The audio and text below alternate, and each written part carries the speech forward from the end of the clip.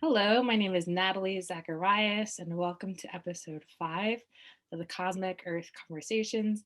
I'm here with my dear friend Dorothée, and before we start the conversation, I would love if you would introduce yourself.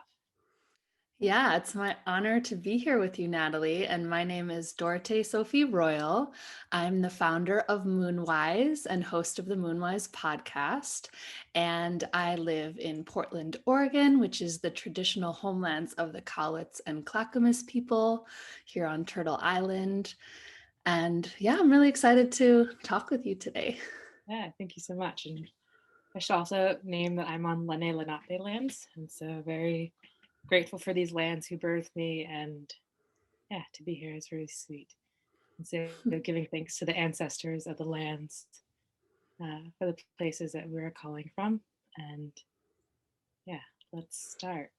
And so as I was talking to Dorothée before we started the recording, and I was telling her, when I think of her, one of the main things that come to my mind are plants and like our plant relatives. And so um, I would love if you could talk a bit about your relationship with the plant relatives, and like I'm curious, like when did that start, and how has it been for you, and anything else you would like to share.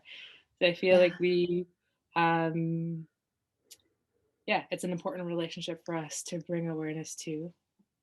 And yeah, I could say more, but I'll pause.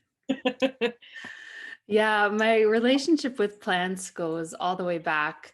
It's some of my earliest memories is playing in the backyard of my childhood and being absolutely captivated by the flowers.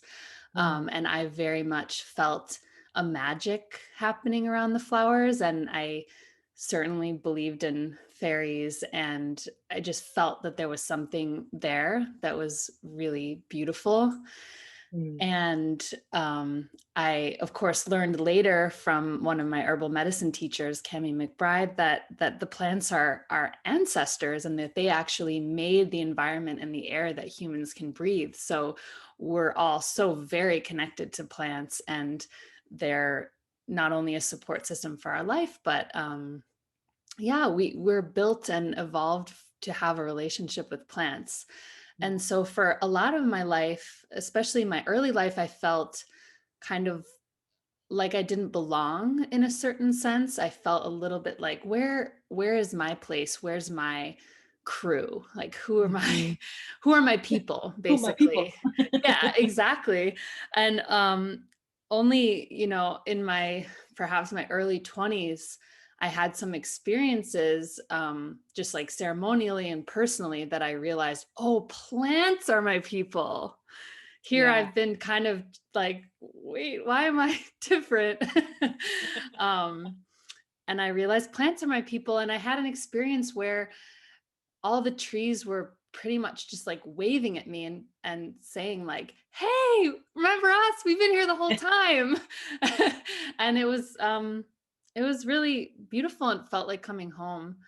mm, And um it's been a great comfort to me in times when I feel confused about humans and how we treat each other, or just needing to connect to something that feels nurturing and very constant. And going just into my backyard to, like, I have a tiny little herb garden, and just sitting by the herbs is really comforting. And then um, sitting at the base of a tree, or yeah, just observing. Um, yeah, I've found that just by observing plants, there's so much that they can actually teach us and tell us. yeah, Not only like what their medicinal benefits could be for humans, or energetic benefits, but also just like wisdom. yeah, yeah. Uh, I remember one time I was moving across the country, and I went out to some trees that were just like in my suburban neighborhood. And I just thought, well, maybe I'll just ask the trees for advice. And they basically just indicated, they said, look to the stars. Mm. You might think that you're moving a far distance, but in relation to the stars, you're still You're at still home. You're still in the same place, there. basically. I was like, dang, they're so wise. That's a And really interesting way to put it. So yeah, yeah, I'm in the same planet. True. yeah, Okay, I would cool. something it's a perspective that I in my human mind I Uh, didn't have. So and for those who are maybe like, well, how did the trees talk to you? Um it's a Good question. we were chatting, before we got on about sensitivity, and that's something that Mhm, I've has been both a struggle and a blessing through my life. When I was younger, I felt very sensitive in mhm. terms of just feeling so much and just sensing so much around me.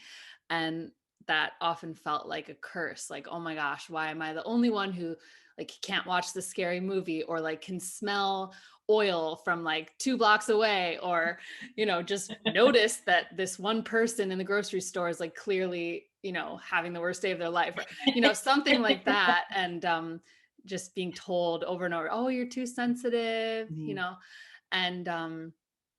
and feeling a little bit apart. And only later, as we were talking about, did I really understand that sensitivity to be a gift, Yeah, and that that sensitivity is what allows me to tune into the subtle, and the subtle is often what how the plants do communicate. yeah, And whether it's like a smell of a flower that kind of is the hello, where the yeah. flower's like, hey, I'm or here.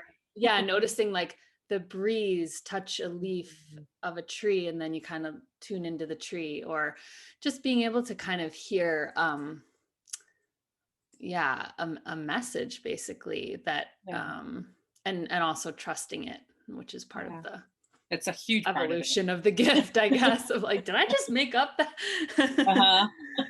I feel Yeah, like that part about trusting is like such a big part of that.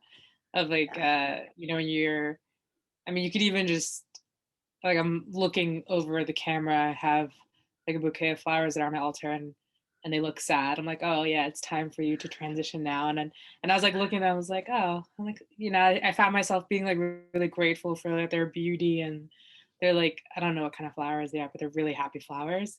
And it's been interesting to like notice like they're drooping a bit, like the petals are drooping. And I was like, there's a part of me that was like, oh, like it's time for you to leave me.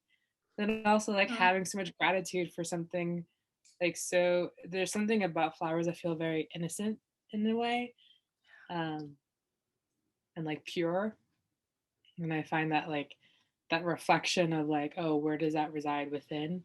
I think that's something that like our plant and I call them plant relatives because I realize like they're not just these um things, you know. When you were talking before about like, it's not just like what you can get out of the plants medicinally. In my mind, I was like, yeah, it's not just about extraction. Like, what can you get from this? It's like there's a reciprocal relationship. Um, there's a potential for a reciprocal relationship if you choose to build that. And I think that's something that I know I've been learning more and more these past few years of uh, um, by changing my perspective of how like what plants are, you know. yeah. And I feel like it's something that at least from my experience and my impression of you is like something you understand very like innately of like yeah it's like there's a reciprocity, there's a relationship with these plants. And I feel like if anyone follows you on Instagram and they see these beautiful like they feel like photo sessions that you do with these different plants and the I don't know if that's what you call them, but for me I'm like, oh, it's another photo session. Yeah, the different like I guess I don't know if you can call them what would you call them?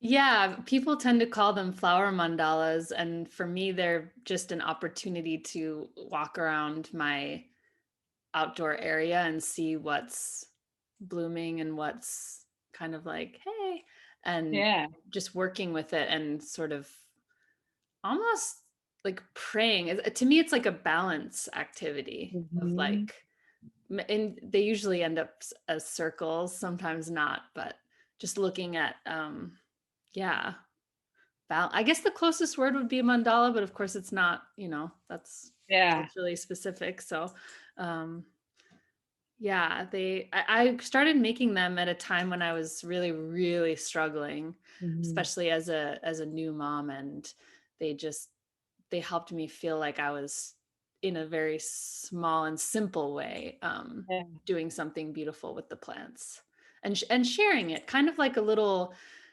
Sometimes I call them like a little fey lighthouse, like a little like, hey, out there, like people who also love flowers, like, where are you?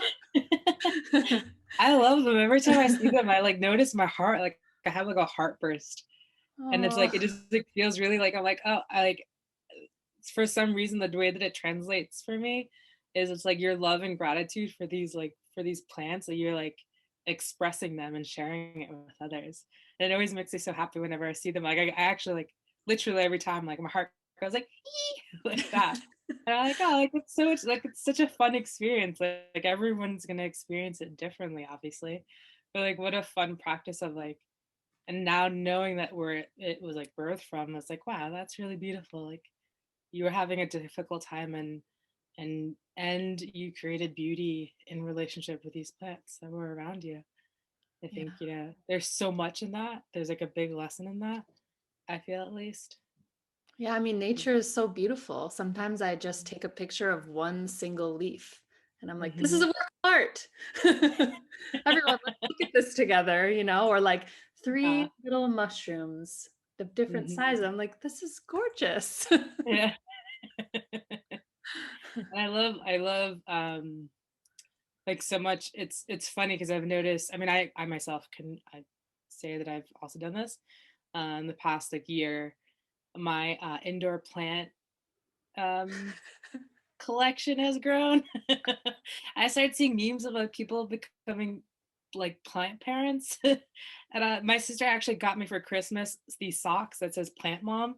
And I was like laughed about it. I'm like, it's so true. And like really funny. And also like, but like I'm really proud of that now. You know, like how much, and I know I'm not the only person. I know a lot of people have like really, I feel like in this like difficult experience that we're all having in different ways. Like there's something about um I feel like what it's done for a lot of people who may not have had connections with plant and maybe even gardening too, like it's really given them the opportunity to be like, wait, there's something here. And like I'm missing something and somehow like this is helping. Um and I know like, yeah, I'm curious of like what your thoughts are around that too. Yeah, I mean, especially for those who are living in more urban environments and don't have access to great outdoor space. I've Hmm. had an aloe plant live, when I was living in downtown Chicago, I had an aloe plant by the window and I would just sit next to it. And I swear that aloe plant, it was a wise, wise being. Like, I learned a lot just sitting by that aloe plant and just Yeah. contemplating things, and new little ideas would come in. I'm like, dang, aloe. um, so yeah, I also have indoor plants, and I think it can be really sweet and simple. Like you could put like a little crystal in the pot, or you could when you're watering the plant, say something to the plant or sing a little song or just say, hey, thanks for being in my space, and just treat them with some gratitude, and I think they'll respond. They are living and they're built to be in relationship with us as we are with them. So I Yeah. think it can change a space immensely. Totally. I agree completely. It's interesting because when I finished my master's program, I was doing my practicum. I was working at a clinic and they had plants in all the therapy rooms, and I was working as a counselor. And the plants, I was always acutely aware of them whenever I would have a session with a client. And I always had like a bowl of water. There was like it was like a crystal. I can't remember what kind of crystal it was. There was a crystal bowl, and I would put water in it before each session. I'd pray over the water and ask for support from the water to like help hold space. And I would ask the plants for support if they wanted to help hold space. And I always have like the water somewhere. And then afterwards, I'd always gift the water to the plants. I was like, I thank you for holding space. And it's interesting, like, this is the room that I do. like my healing work in. And I have that same relationship with these plants that are behind this tapestry right now. That's I keep pointing behind me because they're back there. And it's I think I wonder if people subconsciously, without having awareness, that are, going through difficulties, maybe they are subconsciously collecting plants and having them in their house because they're looking for support in some ways. There's something that like gets activated um when a living being is like dependent upon you, you know? Yeah. And I think science hasn't even begun to understand how much plants are interacting with us Yeah. energetically. I think they're just recently starting to prove how walking in the woods, you're actually breathing in all of these tiny particles from the trees that boost our immune systems. Mhm. And so there's so much energetically that we're soaking in that's being gifted to us with a lot of joy, with a lot of, I mean, the plants, they we are like their children and descendants in a way, and they want good for us as well. And Yeah. yeah, so Yeah. Yeah. And I love, before you were talking about sensitivity, and I want to like circle back and like highlight that because I think it's something that, I mean, we were talking before, and that's something that I often would hear as a child, like, "Oh, Natalie, you need to have a thicker skin. Don't take things so seriously. You're so sensitive." And I did have to like start to build a thicker skin. Like I grew up in the Northeast, and like anyone who's ever been around anyone from like New Jersey, New York, like that area, like it's a bit intense out here. We're a bit intense.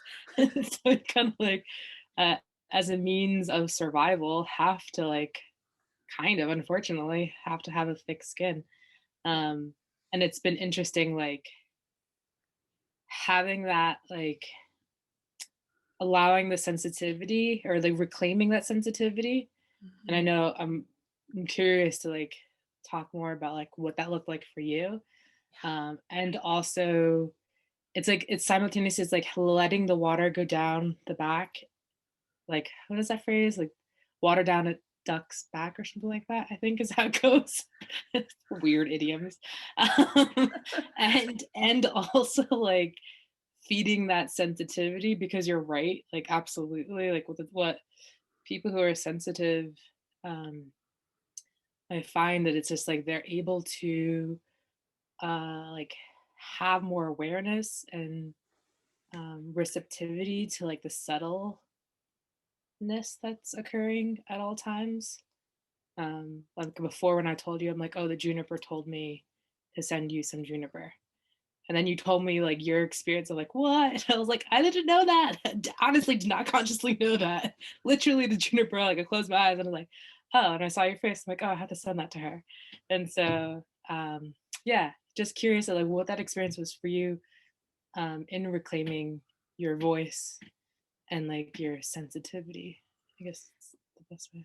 Yeah, I mean, I definitely went the path of really wanting to fit in and be accepted in the dominant culture. And I, worked hard in high school and ended up at a college that was prestigious, by a lot of people's opinion, I guess. And definitely like a nerd school where there's a lot of, a lot of studying happening, which I definitely love, and I adore school and I love learning. But Mhm. what happened was I was guided by the school system to privilege my mind and rationality and linear thinking so much that there was a point in college when I noticed that I was no longer seeing the leaves turn on the trees. Mm. And that was the indication to me something is off, because I was Yeah. just tunnel vision, just like, okay, I got to go to my class and then I got to read this book and then, I got to prove things rationally. And I wasn't present. I wasn't in my body. I Yeah. didn't even know what I was feeling. And to be honest, I went through a very intense depression and I had to leave school for 3 months. It was, and in retrospect, I see it as an initiation, complete initiation Totally. of parting with my childhood self, because in our culture, we don't have, many of us don't have initiation rites Yeah. that reconnect us with Mother Earth if we Yeah. need to be. Um, and as many people know, we, in many Indigenous cultures, most have initiation rites for their Yeah. young teens, like maybe 14, 15 years old, when you really connect with the earth, connect with your spirit, and understand who you are and what are you contributing to the village.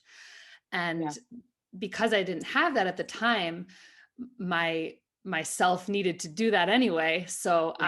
I basically, yeah, had to go through a very dark underworld journey, of really trying to understand what I was doing in the world. Because what happened at college is that I looked around and people had told me, okay, this is the pinnacle of our society, right? This Yeah. is, these are the learned people, and these are the, this is an achievement. And while, they are doing amazing work in certain regards, what I noticed about many of my teachers, my teachers' aides, PhD students, they were not happy people. They were not Mhm. balanced people. And I, for myself, I felt, well, I really don't want to be like them. I don't want to end up like that.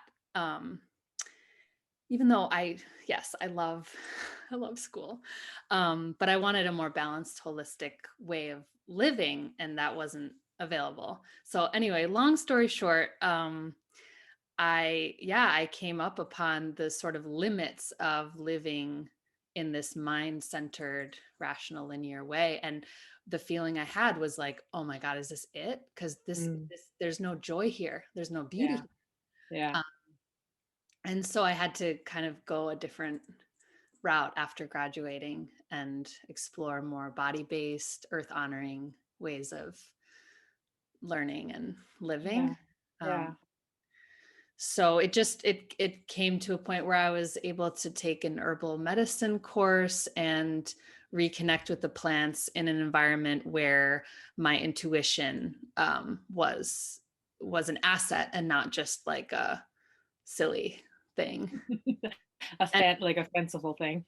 yeah, yeah. And what I found was that that realm is very, I, for me, it's easy to access. Mhm. I think most humans do have pretty easy access to it. I don't really know. I only know my own experience, but um, You mean the sensitivities?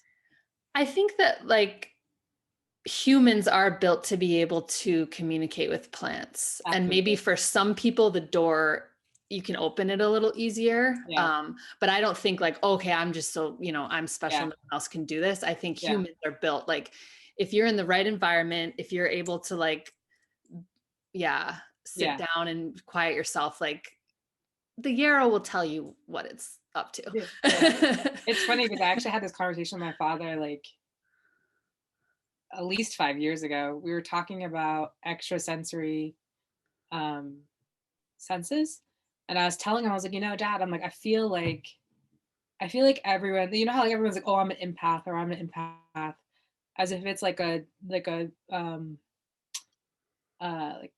exclusive thing.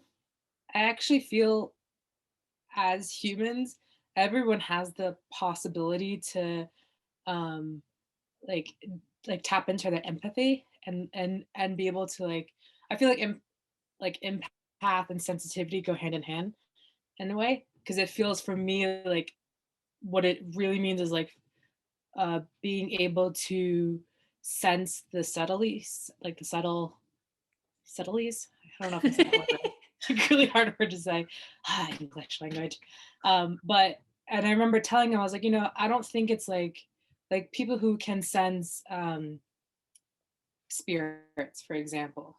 Like I feel because we've gotten this debate of like whether or not that's real and all these different things. I'm like, listen, what one thing I can say for true, like for fact, is that I am not an expert in everything. Right. And just because I don't have access to like, just because I am not a medium that can talk to someone's dead relative, doesn't mean that that's not true.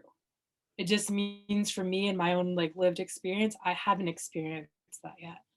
But like, it's almost like when you think of people who have different um access their vision. Like some people are colorblind and some people have like different, it's almost like the different spectrum of vision, like with your eyes, and like different spectrum of taste, the different spectrum of hearing, different spectrum of like touch, you know?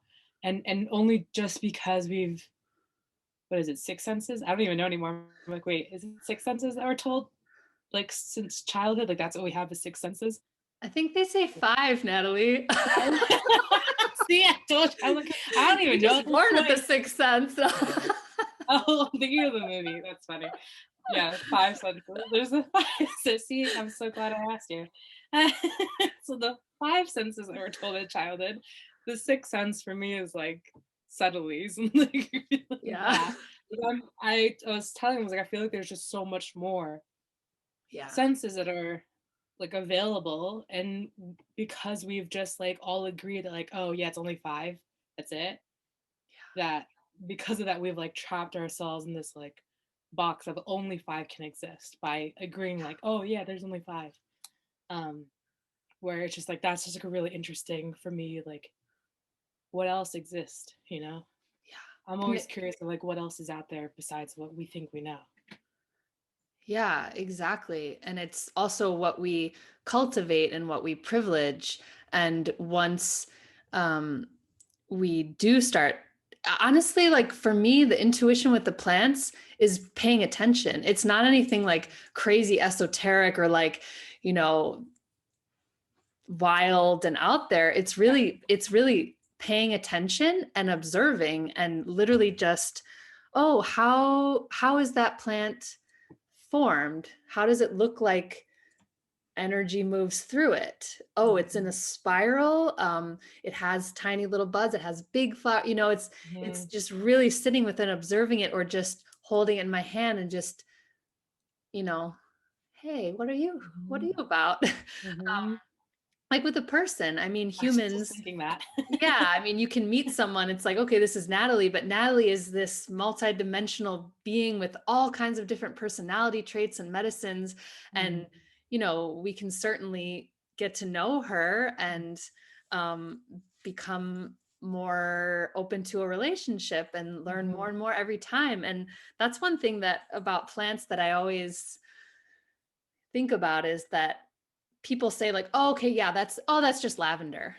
And for me, I almost am like, why you gotta box it in? Like, I would rather like first just be with this plant. Oh wow, look at this purple and green plant. Mhm. What is this plant like in this fresh moment of today and now? Mhm. Who is this plant? Mhm. And not just like have the book of like lavender, good for relaxation, but you know, like what is lavender to me today? Uh-huh. And yeah, we don't always have the time to do that. And it's great to know like, oh, lavender is good for relaxation. I'm gonna you know, work with it. But Extract. It's funny that you said lavender yeah. because as you were talking, I was literally was talk in my mind. I'm like, oh, lavender, and you're like lavender. I'm like, cool, lavender's in the room, great. And I actually am growing lavender from seed behind this curtain here. And the reason I was thinking about lavender is because I guess that must have been 2 years ago, 3 years ago. I did like a mini plant dieta, and a dieta, if anyone's familiar, it's when you sit with the master plant, and then that master plant from South America acts like a, at least this is how I've figured. I don't know if this is true, but this is how I've like internalized and understand it. Acts like a translator for you with the other plant, um, and it's like a grandmother plant and whatnot. And so, in the because I'm very sensitive, the master plant I like was a very small percentage of the tea that I drank, and the plant that I was doing the dieta with was actually lavender. And and it was like I had a choice of like three different plants to like meet is probably the best way to describe it. And immediately like when they said lavender, I was like, oh, lavender, like that's who I'm gonna meet. And lavender, when you were talking about your experience in college and how like you went through the dark night of the soul, I'm like, oh, you're basically describing what I experienced, but mine took a lot longer. My dark, it was like all through college and probably like the first like 5 or 6 years of my life in professional setting. That's like my dark night of the soul. So good job going through that faster.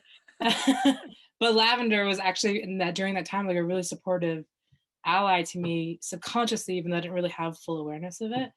And so it was interesting to like sit with lavender in this completely different context, um, and really get to understand and um, like internalize like the spirit of lavender.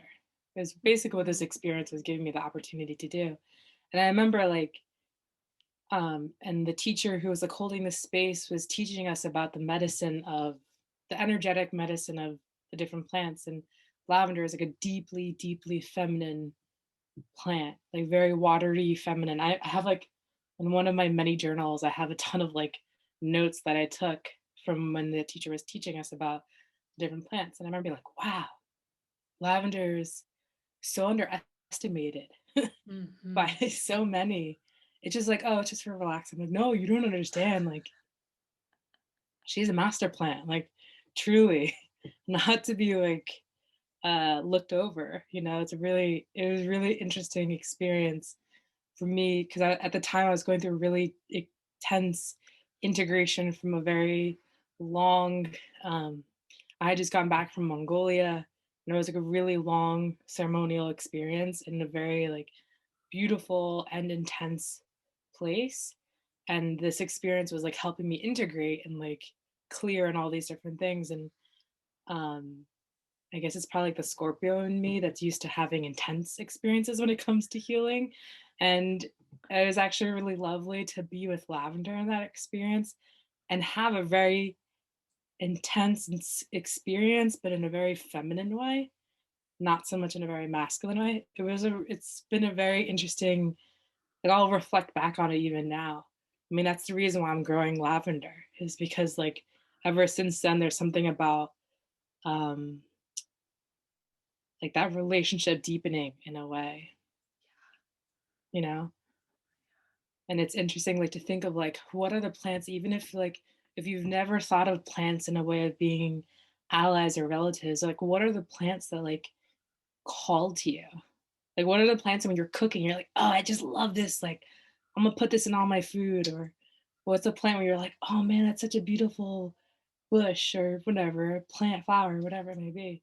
It's really curious to like what is it subconsciously happening for you that's calling you to that like being, because they are beings, they're not inanimate objects.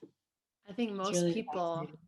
yeah, I think most people may not even be aware of what a role that they are playing in their lives. And of course, most of what we eat is plants.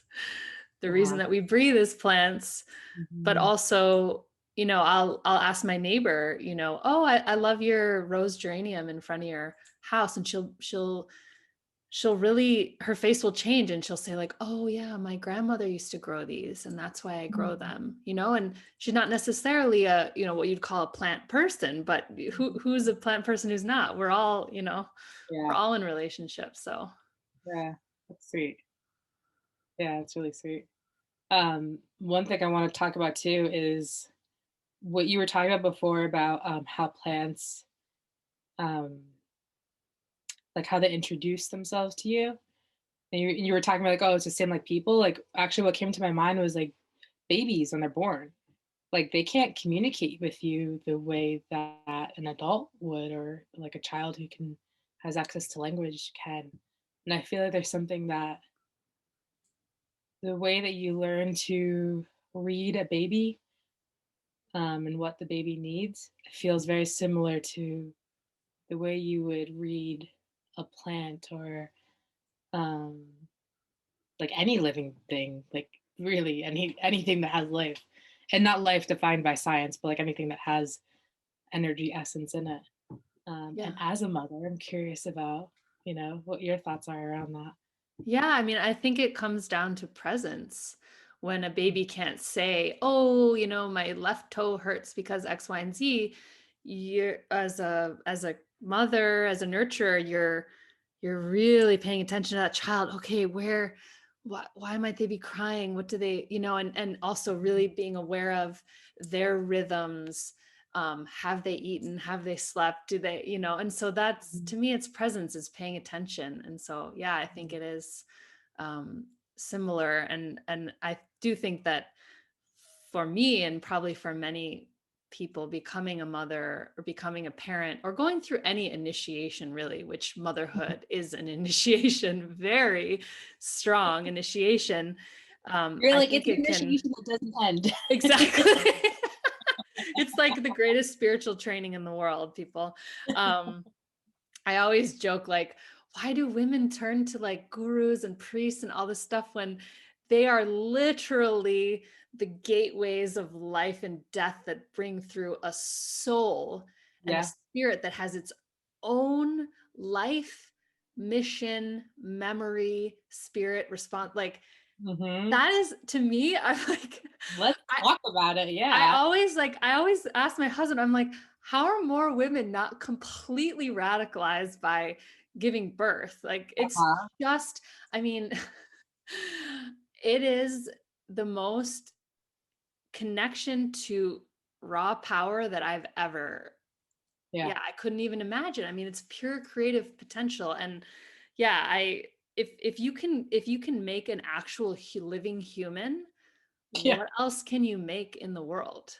Like, Yeah. you could probably, you know, restructure the government and Uh-huh. plant all the trees on the earth that need to be planted. Like Hmm. I always say, like, I used to think I wasn't an artist, and then I realized I can make a human ear. I can literally build a liver. So who am I to say that I'm not an artist? Like, it's crazy. Yeah. I just wonder why. And after becoming a mother, I did actually start working with clay. And I did tell myself, like, hey, you can sculpt, because you can actually sculpt living flesh into a living being, It's which awesome. maybe sounds creepy, but I don't No, know. it's so awesome. Is So I'm like, yeah, of course I can make a clay ear, not a problem. Yeah. Just, Yeah. just go with it. Anyway. I love that because there's so much of what you're saying because before you were talking about like how so many people have been cut off from like their, you know, I mean, what you were talking about how Indigenous um, um, people have like rites of passage, Yeah. and and we are all in, like we all have Indigenous backgrounds. It's just a matter of like how cut off are you from it, from Yeah. those traditions.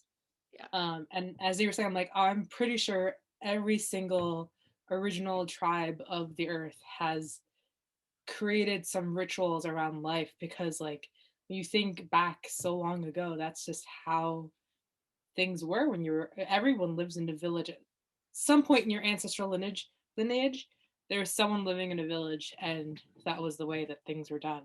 And so I think to answer your question of like why women don't realize their potential or their like luminosity and their like magic, I think is because there lacks an initiation or at least understanding around the initiation around motherhood and fatherhood too. It's not even just exclusive to because what that I mean, like women do physically create life, but like that's also like the feminine aspect within all of us, Right. no matter our gender, is creation, like the creatrix. Like that Yeah. is um yeah, literally it's like it's not a gender thing because you think of like in all the spectrum of the gender spectrum, you have cells within your body that are creating new life at every moment.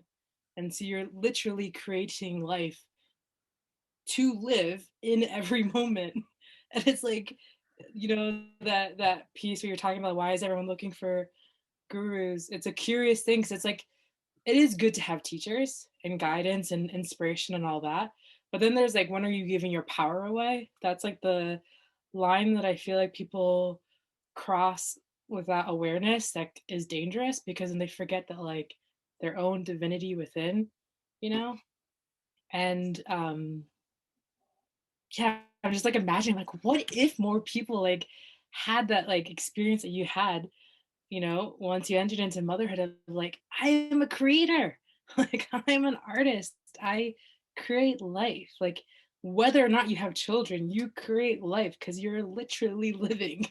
You are life, It's just really interesting. I got really excited about what you just shared. I I'm like, know. whoa. I I feel get like there was like excited one too. other thing, but my mind can't like remember what it was. Yeah, I mean, I think it's a great responsibility when you wake up to that as well, though, because you're like, oh wait, I can create in this True, world, and true. maybe it's a little scary. So, and of course, there's centuries of oppression and indoctrination, the creative impulse in us Yeah. in many ways, not just women in birthing, but in many areas. So Oh we yeah, that come was by it honestly, but yeah.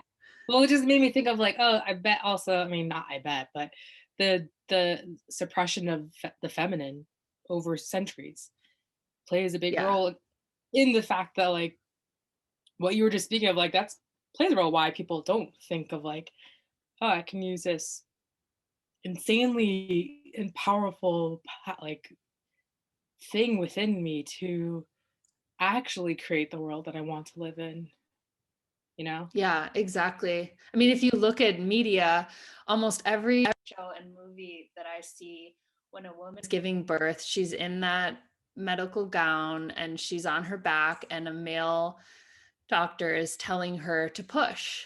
Mm, And maybe that is some people's experience, and mhm. like no judgment on how you need to get that baby out because it's really intense.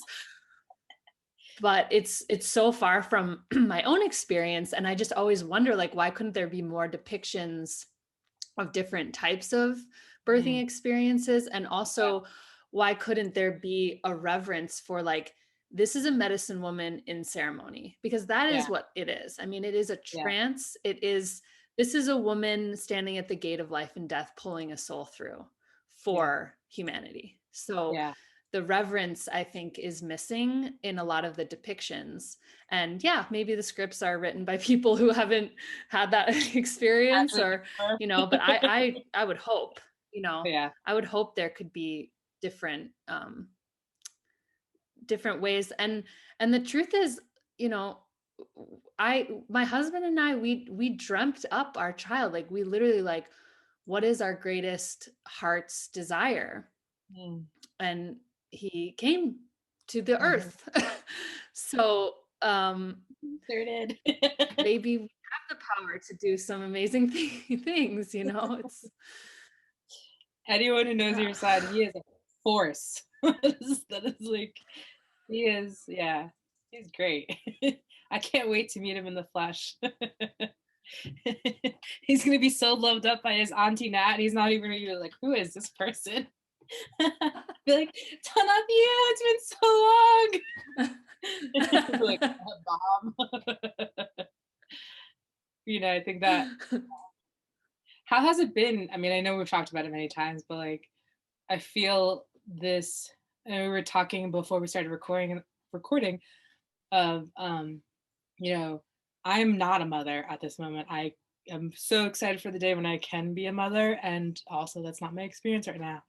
And last week I had the experience of being able to caretake for my 9-year-old cousin, and it is really eye-opening experience for me to see um, to get like a minute taste of what parents are experiencing right now in what's happening around the world, you know? And I'm so like, you've inspired me so much of like the possibilities of, and I'm not saying that you don't have challenges because I know like it's challenging. Just the week with this like beautiful 9-year-old who I've loved since the moment he was born was incredibly intensely challenging.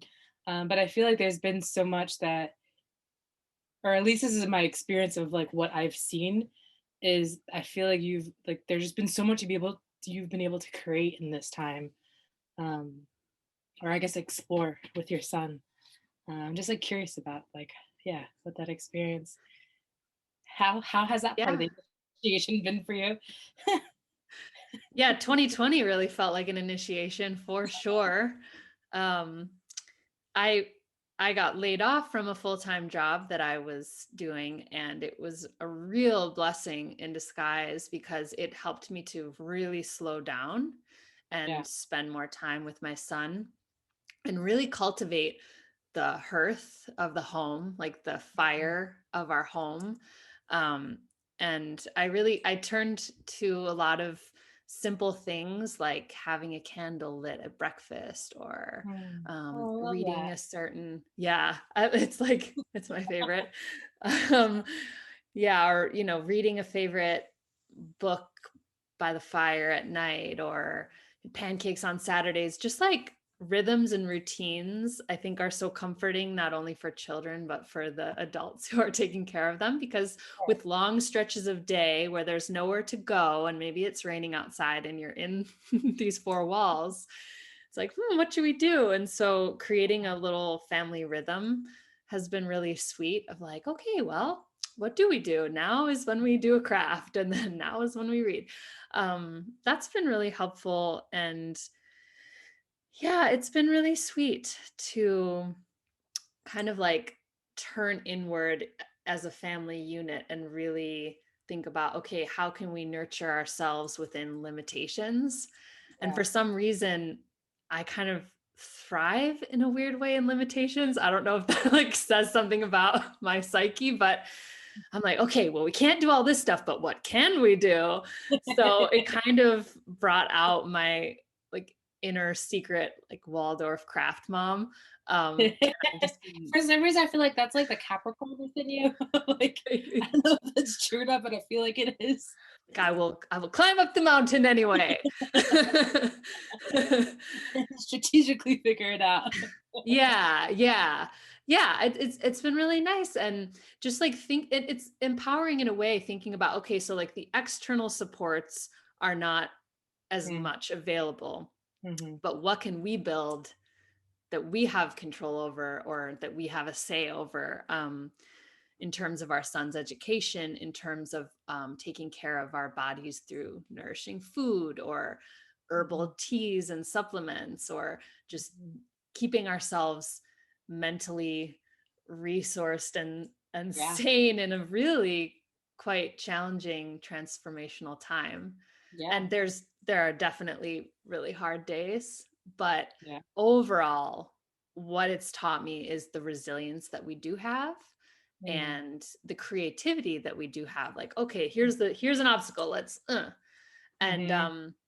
obviously, acknowledging that the privilege that we do have, we are in a Mhm. safe home, we do have money for food, that kind of thing. Yeah. There are many people who are literally just trying to survive right now and have to Yeah. work full Yeah. time, have a kid at home. It's, I don't know. Yeah. Yeah. It's a challenge. I mean, I think right now what's happening is that um for many people that what is that called?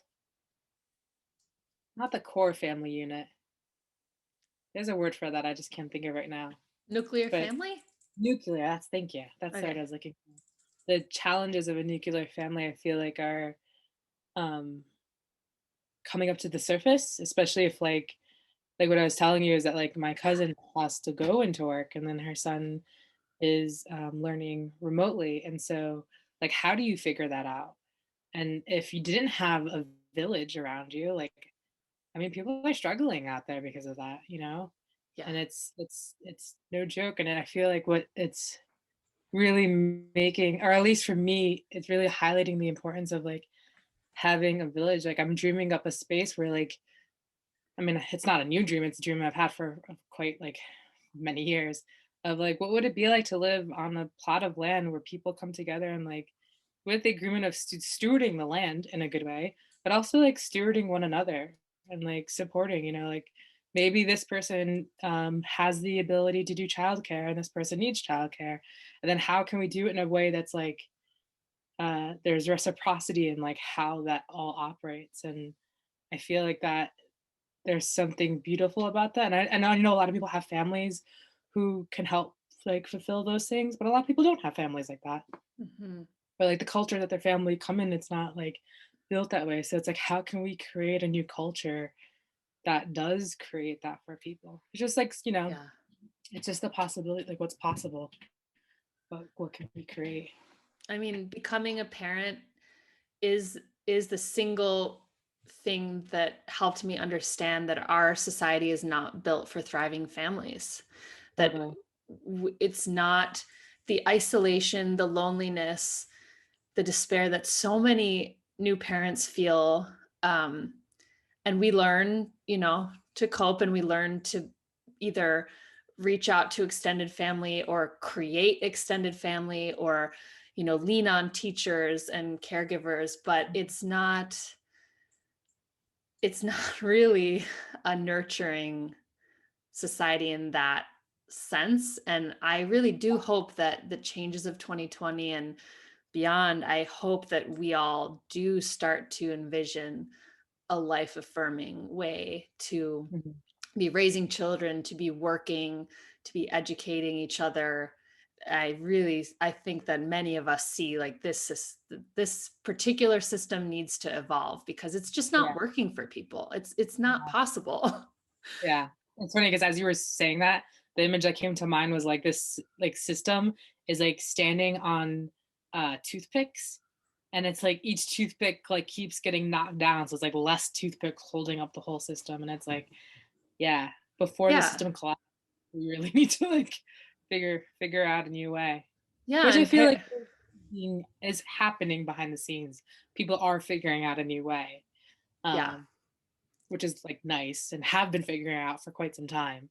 Yeah. Uh, Out of necessity. yeah, And I think the important thing there is we're often, as parents and especially as mothers, told like, oh, okay, well, it's your failing. You're not doing enough. You're not the superwoman. mm, Um, you're not living up to the standards of what a mother could be. And it's really not the individual's failing, because a child really does belong to the village, and yeah, one person or two people really can't impart all the things that a growing human needs to know. I mean, my son is turning 5 now, and there's so many things he wants to learn that I don't have expertise in. And yeah, the uncles and the friends and the people who could teach him how to whittle and do all these things that I'm mhm, like, I have no idea. I can impart what I know, but yeah, a human requires more. And so yeah, I yeah, hope it'll change. yeah, yeah. I think it I is believe, changing. Yeah, yeah, out it of is changing. necessity. Yeah, there's people are. It feels like people are remembering Yeah. more and more what's possible. I mean, even when I was, I guess it was like 5 years ago. It's. I feel like a lot of people are creating new systems to support. Like even when we were talking about rites of passage, there's so many different, I guess organizations is probably the best word to use, but different organizations that are popping up that are supporting rites of passages. And I feel like a lot more people who maybe didn't have that experience and realize like how much they needed that are now stepping into like, how can I create that? That's a need that like I know I needed growing up, and how can I create that for younger generations, like being stewards for the um what's it called, future generations. It's like, what's that Yeah. word? What I feel like is, yeah, regardless if you have children or not, thinking forward to the future, I Yeah, think and is, right now, if you're looking at how teenagers are doing mentally, like, are they okay? They're not okay. They're not yeah, okay. And that I yeah, think about it constantly. Like, I could cry right now. Like, teenagers are suffering right now. And mhm, and where do they turn? Where do they go for guidance? It's yeah. yeah, we need My to sister's a step high up school for our teacher. teenagers. Yeah. Yeah, she like shares, I mean, like very limited, but she'll share some of the experiences in her school system. They're doing a hybrid, so sometimes there's like some system like they come into school or they're online, but some kids don't even go into school at all. They're just all online. And um she's like shared some of like just very limited of my sister's like a very engaging teacher, and she's like likes to build a relationship with her students. She's a Leo, like she loves like she like thrives in teaching because like she's just really good in that. And it's been difficult for her. I mean, when the pandemic first hit, that's that spring semester was incredibly difficult for her as a teacher like she couldn't really connect with the kids, and it was like felt very isolating, and all these different, like the systems were like totally not supportive of like anyone's success, and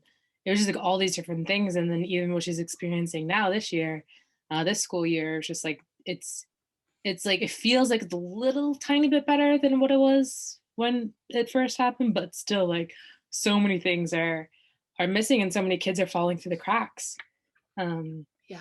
and not to mention, like, that's just like one aspect of one level of what we've been experiencing. Then you have like so many other things that are happening. I mean, Yeah.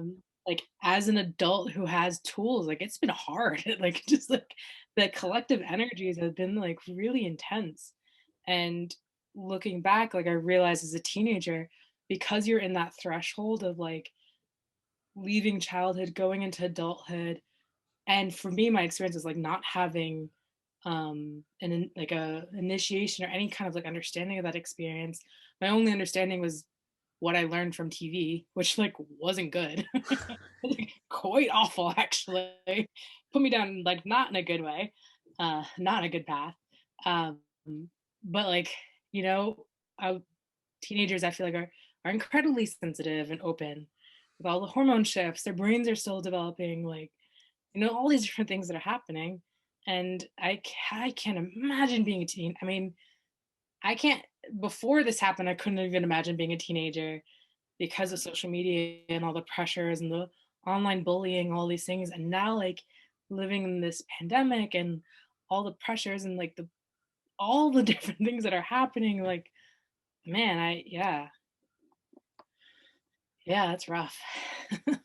Yeah, I hope that we can shift to prioritize those people, our Yeah, teenagers and our children, because that is where a healthy society is nurturing yeah, itself for the future. So, I mean, it's easy to say, it's harder to do, but if our next generation is suffering and really questioning why are they even here, then we're in trouble. So we can't yeah, turn our backs on them.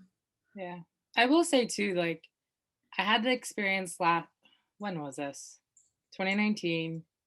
The protest was in New York. Um, I can't remember the name of it. It was like led by the children, and I Yeah. remember like Chiteska was there, and like um oh my God, what is her name? I can't think of her name right now. Greta Thunberg? Yes, thank you. Like, why is her? She's like it's here. I can't think of her name. Yes, and there's like all these really amazing like youth who are there and like led Yeah. by youth. And I've been a part of many like protests in my life, and have usually gone very overwhelmed and be like, okay, like I need to like step out of there. And like the fact that it was like in downtown New York City, I was like, I already had an like escape plan in mind, like I already know. Like I was ready, like I had my buddy who was with me. And it was one of the most powerful and beautiful experiences I have ever had. It did not feel like any of the protests I've ever experienced. Um, it was like I remember crying in like awe of like with the, you know, the future generations that are coming up right now. Yeah. And so like in the one hand, like I know they're going through a lot, and also I'm like, there's a really powerful group of children that are turning adults, and I'm like really excited about it because hell yeah. Yep. Like right on. Like I remember even at one point looking up, and we were in Battery Park. I think it was Battery Park. I remember looking up and seeing like butterflies and bees like dancing in the sky. I'm like, wait, am I really seeing this? Actually seeing this? Like there's like I feel like am I tripping here? Like what is happening? Confusing. And I remember there was like a ton of teenagers around me and this woman who I was with, and I was like teaching them about like energetic boundaries. Like as we were like waiting in between like speakers, I think I had some agua florida with me, and we like cleared our energies, and it was like these kids who've like never experienced it before. They were just like totally open to it. It was really fascinating. I'm like watching this happening, being like really like wow, like this is actually happening. Yeah. Um, and so it's interesting that yeah, at the one sense like they're really going through it, and also like they're a lot better equipped than I was at their Yeah. age. at least like thousands and thousands of teenagers that were there Yeah. for that march. What wasn't it? That's gonna bother me. I can't remember the name of that march. But it was, yeah, Strike for climate yeah, strike? climate strike. Thank you. I think it was a climate strike. I feel like it was a climate strike. I know it was for the climate, so Yeah. remember. Anyways, for today, I feel like we are coming to the end of our time today, and I would love, love, love if you could share a bit about what you're creating. Like, what is it that you are bringing forth into life today, or Oh, in the future to come? thank you. Well, right now I'm really working on turning Moonwise into a hub for the voices of the feminine, of nature, of creativity. And yeah, just I really enjoy curating and bringing perspectives that aren't heard as much by the dominant culture. And Mhm. so I'm, yeah, just working to gather that. And I'm also working on a journal for pregnant women because when I was pregnant, I was looking for something to help guide me on the inner journey of motherhood because so Mhm. much happened to me inside, not just Yeah. physically. And I was in the bookstore, like, where's the book that like walks me through this? And it didn't exist. So I Yeah. started writing in my own journal every week, and I turned that into a weekly pregnancy journal. It's called Rooted, the Inner Path to Motherhood. And yeah, it'll be coming out in June of this Awesome. year.